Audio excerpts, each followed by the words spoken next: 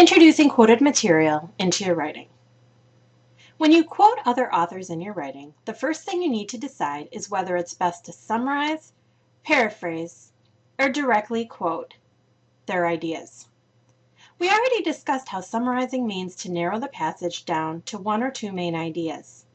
When you paraphrase, like summarizing, you're putting the ideas of the author into your own words.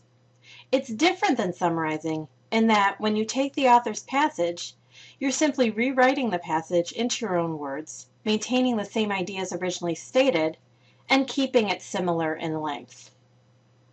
A quote, or more specifically a direct quote, involves you taking an author's stated ideas word for word and copying those ideas exactly. Now, when I say exactly, I must tell you that there are exceptions to this rule. For example, if you're quoting directly from a source, but you wish to omit a part of the sentence you're quoting, simply replace the materials you're not using with an ellipses, which will signal to your reader that there is more to the original text. Let's look at this statement made by David Zinczenko, author of the article, Don't Blame the Eater, from the They Say, I Say textbook. Notice the signal phrase Zinczenko states. We'll talk more about this later.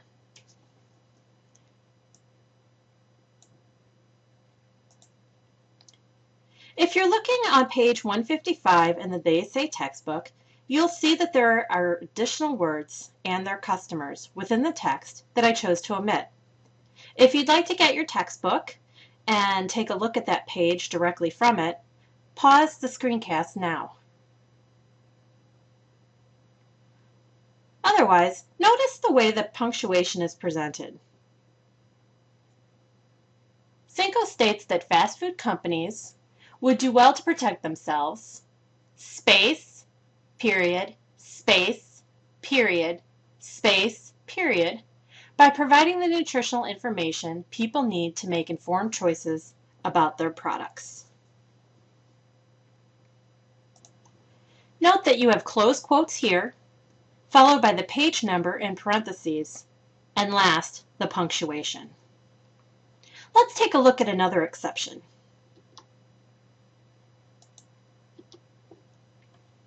Sometimes when you incorporate a quote into your writing, you'll find that the quote doesn't make complete sense grammatically within your writing.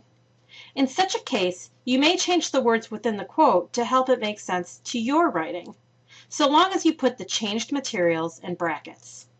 Let's look at this sample, where I incorporate Zinczenko's ideas into my writing, but I find the need to make a change to the direct quote in order for it to make sense within my writing. Zinczenko challenges readers to make fun if they will. I added the word they because something in the text didn't make sense. The original text used you. Signal phrases. When incorporating the ideas of others into your writing, you also need to distinguish the author's ideas from your own by using signal phrases. According to the Norton textbook, a signal phrase is a phrase used to attribute quoted, paraphrased, or summarized material in a source, as in, she said, or he claimed. Check page 418 of your textbook for a list of common signal verbs. Keep this list handy to help you incorporate a variety of signal phrases within your writing. Be sure also to review Chapter 3 on the art of quoting and the They Say text, as well as the index of templates in the back.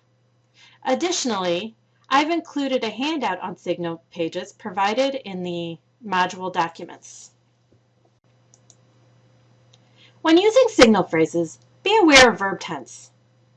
MLA guidelines, which are the guidelines we'll primarily use in this course, require present tense verbs and signal phrases to introduce a work you are quoting, paraphrasing, or summarizing. You would use past tense only when referring to historical events.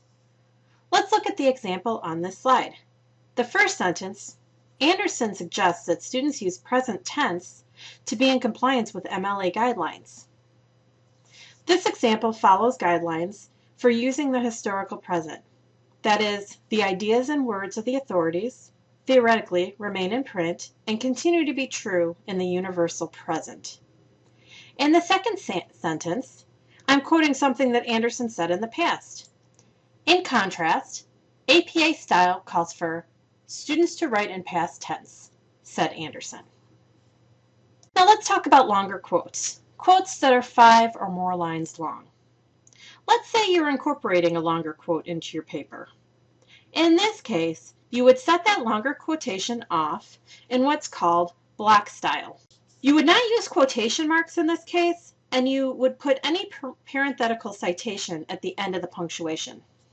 Notice the scan I have from our textbook on page 411. We have a paragraph here introducing the quoted material by Diana George. And then right here, you see the indentation, and we have the quoted material. If you look closely, you'll see after the word eyes, there is a period, which comes before the citation. And then the page number comes after the citation, in parentheses, but with no punctuation. If you want a clearer picture of what this looks like, go ahead to page 411 in your Norton textbook.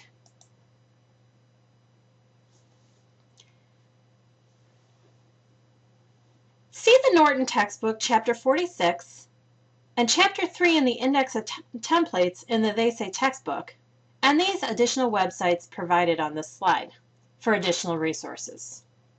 Pause here if you'd like to take the links from this slide. Otherwise, I'll see you next time.